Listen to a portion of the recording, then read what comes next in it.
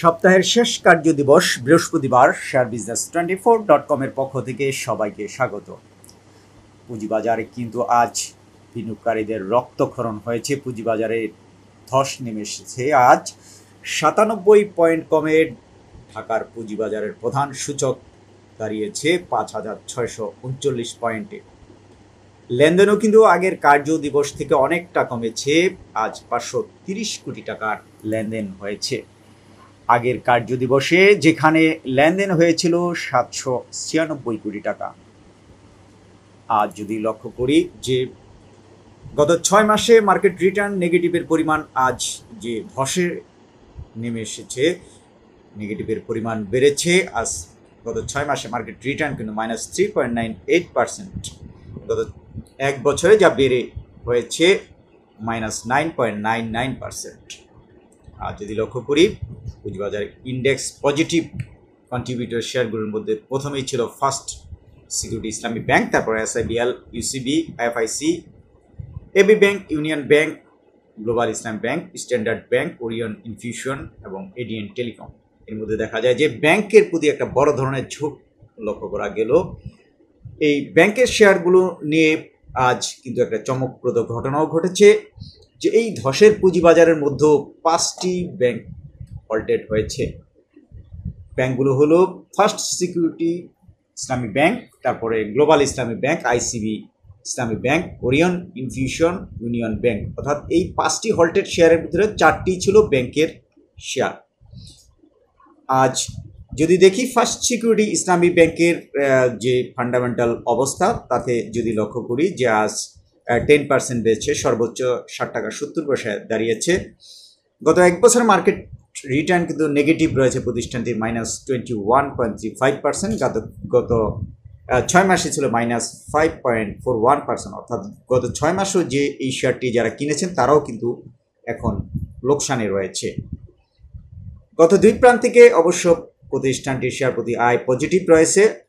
প্রথম প্রান্তিকে আয় হয়েছে 32 পয়সা এবং দ্বিতীয় প্রান্তিকে আয় হয়েছে 46 পয়সা। মার্কেট পি রেশিও অবশ্য খুবই ভালো রয়েছে প্রতিষ্ঠানটির 2.46 পি রেশিও, এবং গত অর্থ বছরে কিন্তু প্রতিষ্ঠানটির শেয়ার প্রতি আয় ভালো ছিল 2 টাকা 85 পয়সা।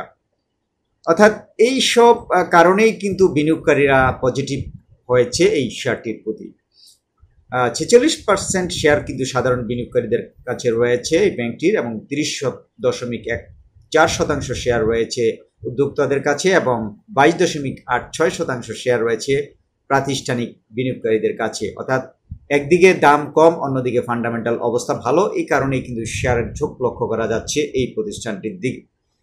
বাজার সংশ্লিষ্টরা কিন্তু এটাই বলছেন। অন্যদিকে সোশ্যাল ইসলামী ব্যাংক, এই শেয়ারটিও আজ হল্টেড হয়েছে। এই শেয়ারটির দরও কিন্তু আজ 5.69% বেড়ে 13 টাকায় দাঁড়িয়েছে।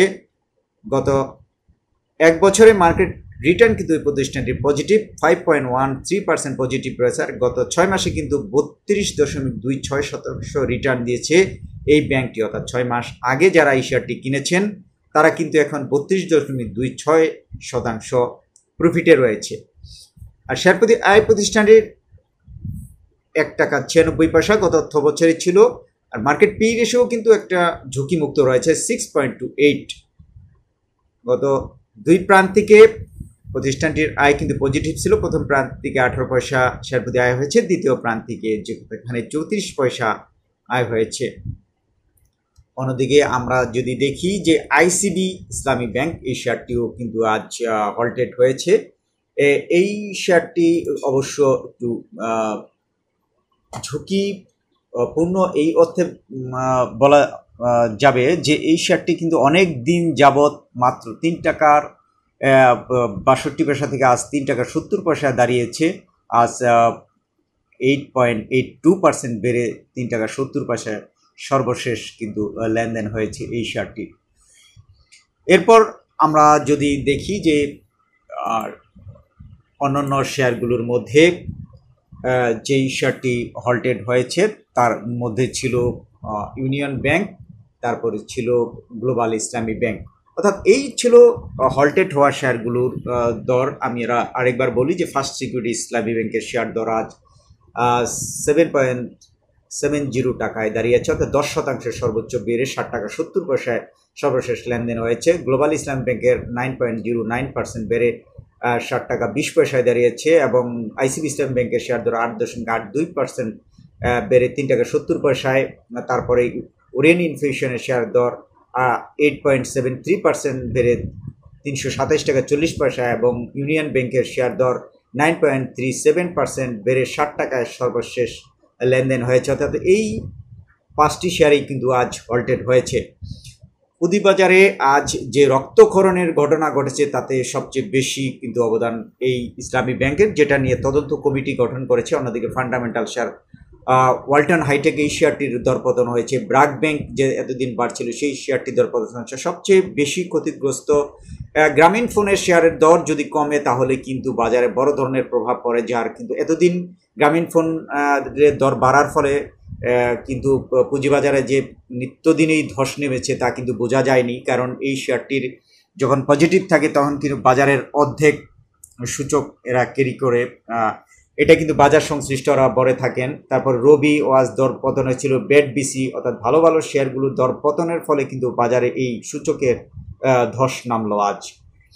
সুতরাং আমরা আশা করছি যে বাজারে এইসব ঘন ঘন সিদ্ধান্ত নেওয়া থেকে পুঁজিবাজার নিয়ন্ত্রক সংস্থা বাংলাদেশ সিকিউরিটিজ অ্যান্ড এক্সচেঞ্জ কমিশনকে মনোযোগ দিতে হবে, এবং পুঁজিবাজারে খুব দ্রুত কোনো কিছু পরিবর্তন করতে গেলে যে এর একটা বড় ধরনের প্রভাব পড়ে তা কিন্তু আমরা লক্ষ্য করলাম।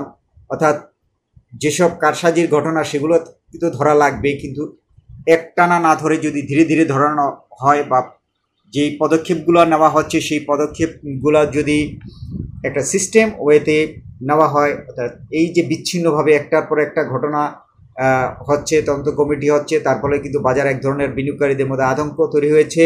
তারা কিন্তু কোনো শেয়ার ধরে রাখতে পারছেন না। অনেক বিনিয়োগকারী রয়েছেন, আমাদের কমেন্টে জানিয়েছেন 70% পর্যন্ত তারা ক্ষতিগ্রস্ত, অর্থাৎ পোর্টফোলিওর 70% লোকসানে চলে গেছে। সুতরাং বিনিয়োগকারীদের কিন্তু একদম দেয়ালে পিঠ ঠেকে গেছে, এখন আর কিছুই করার নেই। তারা এই পরিস্থিতিতে নিয়ন্ত্রক সংস্থার বিএসইসির চেয়ারম্যানেরও কিন্তু অনেকে পদত্যাগ দাবি করেছেন। সুতরাং আমরা আশা করব যে যাতে সঠিক সিদ্ধান্ত নেওয়ার মাধ্যমে পুঁজিবাজারের যে বিনিয়োগকারীদের আস্থা ফিরতেছিল সেখানে নিয়ে আসবেন। সবাইকে অসংখ্য ধন্যবাদ জানিয়ে আজকের আলোচনা এখানেই শেষ করব।